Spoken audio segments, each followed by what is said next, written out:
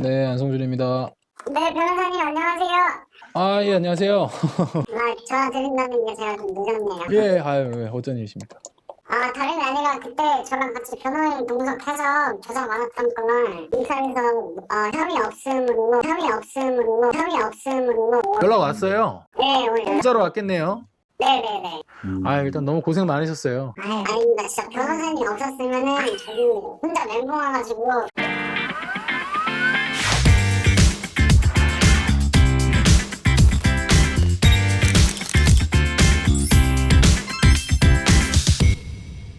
성범죄 누명 벗을 수 있습니다. 안녕하세요, 공보고TV 안변입니다. 오늘은 조금 무거운 주제로 말씀을 드려보고자 합니다. 2018년 1월부터 시작해서 우리 사회에 큰 파장을 불러일으킨 사건은 무엇이었을까요? 미투 운동을 빼놓고 이야기할 수는 없겠죠. 피해자의 입을 열고 법의 귀를 열었다고 평가받는 미투 운동, 사회 각처에서 많은 논란이 일고 우리는 많이 놀랐습니다. 미투 운동은 우리 사회가 가지고 있는 구조적인 문제점을 여실히 드러냈습니다. 이러한 인식이 반영이 되었기 때문에 지난 성범죄 가해자는 굉장히 무거운 처벌을 받아왔죠. 그런데 한편으로는 이런 분위기에 편성을 해서 사실은 그러하지 않은데 성범죄 피해를 당했다고 거짓 신고를 하는 사례도 급증했습니다. 이걸 반영하는 게 성범죄 가해자 안 되기 생존 수칙이라는 웃어넘기지 못할 지침서도 나왔죠. 이 성범죄에 연루된 사실 그 자체만으로 우리는 많은 지탄을 받습니다. 최근에는 많은 연예인들이 고통을 겪어왔고 또 겪고 있습니다. 비단 연예인뿐만이 아니죠. 보배드린 곰탕집 성추행 사건, 곡성 비대면 강간 사건,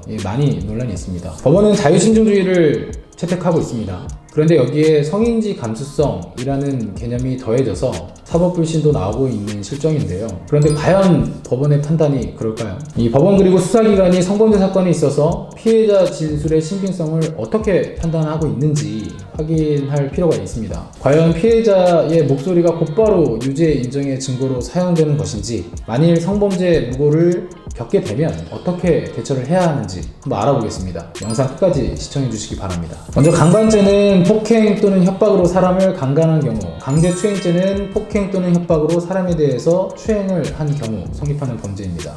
준강간죄, 준강제추행죄가 있습니다. 사람의 심신상실, 상거 불능의 상태를 이용해서 가늠하는 것. 주치가 대표적이죠. 술에 취해 인사불성이 된 사람을 가는, 추행하였다는 것입니다. 특별법으로 아청법, 성법법이 있어서 성범죄 가중처벌됩니다. 이러한 성범죄의 기본 요소는 폭행 또는 협박입니다. 여기서 폭행의 정도는 다른 범죄보다 그 정도가 좀 높습니다. 피해자의 의사, 반항을 억압하는 유형력을 행사하는 정도를 말하는 건데요. 흔히들 많이 저에게 물어보시는 게, 전 때리지 않고 만지기만 했는데요. 법원은 기본적으로 성범죄 과정에서 이루어진 행위 자체, 그 신체적인 접촉 자체를 폭행으로 봅니다. 이런 행위로 인해서 상대방이 성적 수치심이 일었는지 여부를 기준으로 판단하고 있죠. 앞서 살펴본 성범죄의 성립 요건, 이 수사기관 그리고 법원에서 어떻게 판단을 하고 있을까요? 재판은 증거로 합니다. 이 증거는 물증과 인증이 있죠. 물증은 비교적 확인 가능한 증거들을 의미합니다. 현장 또는 인근 CCTV, 검출된 체, 정액 등이 여기에 해당하고요. 인증은 대표적으로 진술 증거입니다. 무엇보다 피해자 진술이 있습니다. 목격자가 있으면 목격자의 진술, 또 피해자로부터 피해 사실을 전해 들었다면 그 진술도 인증입니다. 특히 성범죄의 경우에는 내밀성을 지니고 있잖아요. 그렇기 때문에 둘 사이의 은밀한 영역에서 별다른 물증이나 인증 이런 게 없는 경우가 많아요.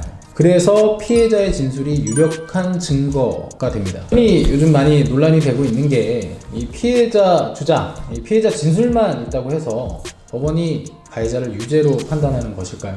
이 법원의 판단은 그렇게 간단하지 않습니다. 물론 한정적인 정보 그리고 근거들을 가지고 판단을 하기 때문에 모든 실체적인 진실을 밝혀낸다고 볼 수는 없을 거예요. 피해를 당했다는 주장만으로 곧바로 유죄로 판단하는 건 아니거든요. 피해자의 진술이 유일할 경우, 피해자의 진술을 유죄 판단의 근거로 인정하는 법원의 판단 기준, 근거는 무엇일까요?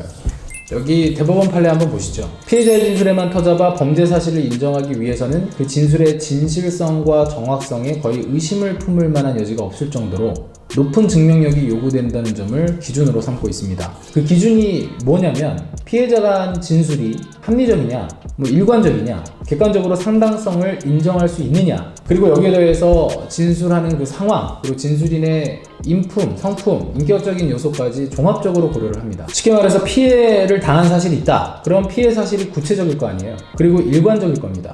당시 상황에도 부합하겠죠. 법원은 피해자의 진술이 담긴 기록 그리고 증인신문이 있을 때에는 법관 면전에서 증언을 듣습니다. 여기 문제가 되는 게 이제 성인지 감수성인데요.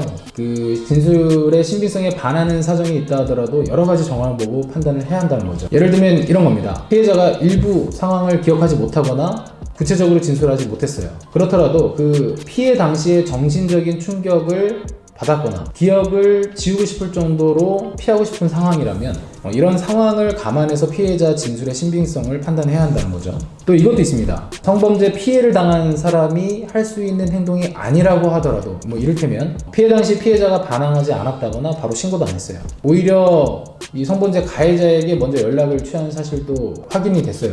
그런 사정이 있더라도 전후 맥락을 봐야 한다는 거죠. 종전 관계도 있고요. 제가 말씀드린 예에서 느끼실 수 있을 텐데 이 성인지 감수성은 대부분 가해자와 피해자가 생면부지 관계라기보다는 일정 관계에 있을 때 특히 문제가 됩니다. 지속적인 관계에서 상하 내지는 지시관계가 존재하는지 보는 거죠. 이런 부분에 대한 판단이 여러 가치관에 따라서 다를 수는 있어요. 이에 대한 비판은 충분히 고심해 볼 필요가 있습니다. 그럼에도 불구하고 분명한 사실은 법원은 유죄 판단을 하기 이전에 대부분 매우 고심하고 심사숙고를 한다는 겁니다. 자, 우리 성범죄 누명을 썼습니다. 어떻게 벗어나야 될까요? 이 사안이 굉장히 다양하겠죠. 그런데 공통적인 점은 성범죄 누명을 쓰면 사회적으로 큰 타격을 입습니다. 그런 사실이 있다는 것만으로.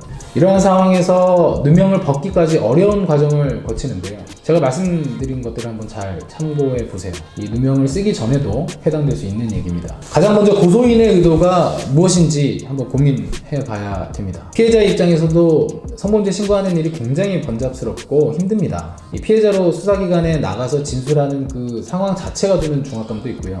그 주변 시선들을 어떻게 이겨낼 것인지 이런 고민도 많을 겁니다. 그런데도 허위로 고소를 한 것이라면 그건 분명히 무슨 의도가 있다는 거예요. 도대체 왜 고소를 한 것일까요? 이 부분은 한번 곰곰이 생각을 해보셔야 합니다. 그리고 수사기관에 분명히 어필을 하셔야 하고요. 뭐가 있을까요? 먼저 돈입니다. 디스패치에서 공개한 카톡 메시지 이거 다들 잘 아실 텐데요. 잘 아시죠? 내용을 보면 돈 많이 벌어다 줄게, 5억 받아다 줄게, 3억 받자, 반반 할까? 3분의 1만 받을게. 말한 사람은 다들 잘 알고 계시죠? 전 이 문자를 보고 참 개탄스러웠습니다.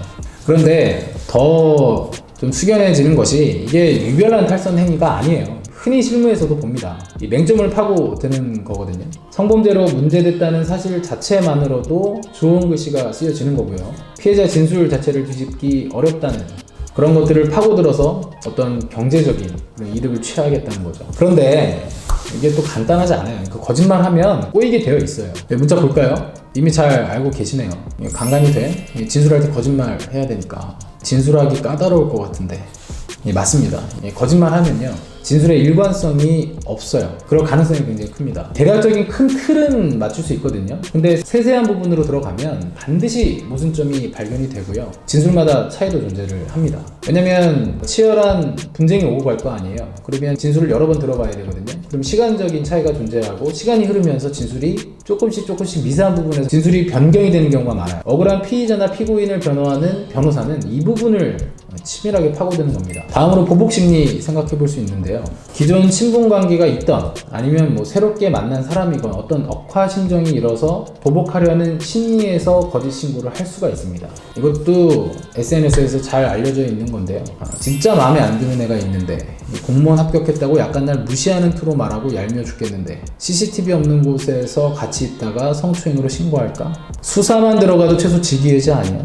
이제 막 들어간 신입인데 성추행 수사 받아서 경찰서 들락날락거린다고 소문나기만 해도 통쾌할 것 같은데 심각하죠. 서로 호감이 있는 관계에서도 이러한 심리적인 작용은 있을 수 있습니다. 수사기관에서 혐의 없음 의견으로 검찰 송치된 최근에 제가 맡게 된 사례인데요. 카톡 내용 함께 보시죠. 피해자가 성범죄에 신고한 이후에 가해자와 피해자가 나눈 대화입니다. 보시면 이 좋아하시니까 자연스럽게 옷 벗길 수 있고 그런 건 다 이해하고요. 이건 잘못하셨다고 생각 안 해요. 여기까지만 보더라도 범죄 성립이 안 되죠. 신고 내용은 강간 미수 그리고 입건명은 강제추행입니다. 옷을 벗긴 행위에 대해서 성적 수치심이 일었고 자신이 강간을 당할 뻔했다거나 추행을 당했다 그런 거거든요. 그런데 피해자가 카톡에서 보신 것처럼 그 상황을 이해한다 잘못했다고 생각 안 한다 라고 했어요. 그럼 그 상황 자체에서 성범죄의 성립 자체가 안 되는 거죠. 그 아래 내용 한번 볼게요. 안 그랬을 경우 집에 가라고 하시는 상황이 너무 이해가 안 되고 얘기 들어도 이해 못 하겠습니다. 누가 가라면 가야 되고 관계하자고 하면 바로 해줘야 하고 이런 사람 취급받았다는 건 제일 최악입니다. 자, 그 화가 나신 부분이 결국에는 그 신체적인 접촉, 행위 그 자체가 아니고 당사자 사이에서 어떤 관계의 진도에 대해서 합의가 없었어요. 그 상태에서 상대가 나에게 보인 나가라는 행동, 그 행동으로 인해서 화가 난 거죠. 일종의 보복심리입니다. 또 이런 경우도 있어요. 클럽 채팅 즉석 만남에서 만났어요. 호감이 있었고요. 그 호감의 정도가 차이가 있거나 서로를 오해하거나 혹은 술이 개입되게 되면 대부분은 중간 간 문제가 발생하게 됩니다. 신체적인 접촉 말고 어떠한 것이든 서운한 것이 있었어요. 이런 상황에서 보복을 하기 위해서, 억울함을 주장하기 위해서 동의한 신체적인 접촉을 두고 고소를 단행을 하는 거죠. 근데 이런 경우 없을 것 같은데 이런 경우도 있습니다. 반정심리. 이것도 제가 직접 사건을 담당하면서 목도한 사례인데요. 그 피해 자체를 타에 알리는 것으로 관심을 받고 또 위로를 받고 싶어 하는 그런 분들도 있습니다. 이런 분이 공공연히 신고한 사실을 주변에 말하고 이걸 SNS에까지 올려요.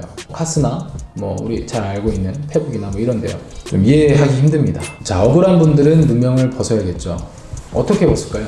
가장 먼저 핵심은 피해자의 진술에 집중하는 것입니다. 제가 앞서 수사기관 그리고 법원이 피해자의 진술의 신빙성에 초점을 맞추는 기준이 뭐라고 했죠? 그 진술의 일관성, 합리성, 객관적 상당성, 그리고 평소 인품까지. 여기에 의문이 드는 사정을 지속적으로 문제 제기를 해야 합니다. 다만 수사기관에서 조사를 받는 단계에서는 피해자 진술을 구체적으로 알 수 없어요. 이 조서를 볼 수 없기 때문이거든요. 정보공개 청구를 하더라도 고소장 정도는 볼 수 있는데 진술 조서는 안 돼요. 증거기 때문에 그래요.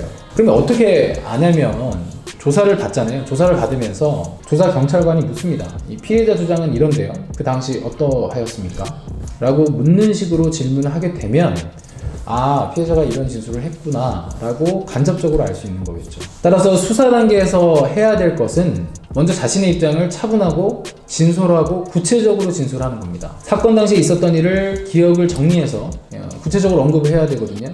그 당시에 자신이 했던 말, 그리고 시간 순서에 따른 장소 이동, 구체적인 행위, 상대의 반응, 내가 그러한 행동에 이르게 된 상황, 나의 심정, 상대방의 태도, 상대방의 언급, 이러한 것들을 되도록이면 상세히 묘사를 하고 설명을 할 수 있어야 됩니다. 필요하다면 피해자가 허위로 고소하는 사정들에 대해서도 주장을 하고 또 알 수 있는 자료를 제시해야 됩니다. 사건 이후, 뭐 아니면 직후, 뭐 자신과 일상을 즐겼다거나 뭐 휴대폰으로 뭐 사진 촬영을 했다, 뭐 문자 메시지나 전화 통화로 또 카톡으로 안부를 묻는다거나 일상적인 대화를 하였다거나 서로 뭐 호감을 나눈 사이였다거나 이런 것들이죠. 피해자 일방의 진술만이 유일한 증거잖아요. 그 진술의 신빙성을 판단하는 데 있어서는 진술의 일관성을 지적하는 것뿐만이 아니라 진술자의 인간됨, 그리고 또 그 진술로서 얻을 수 있는 이해관계가 있는지 이걸 따져보는 건 억울함을 호소하는 피의자 혹은 피고인 입장에서는 당연합니다. 성범죄로 억울하게 누명을 쓰신 분들 고민이 많으실 겁니다. 이 영상이 꼭 도움을 드리는 내용이었으면 좋겠고요. 또 추가적으로 궁금한 사항들이 있으시면 카카오톡 오픈챗으로 문의를 주시면 상세하게 답변을 드리도록 하겠습니다.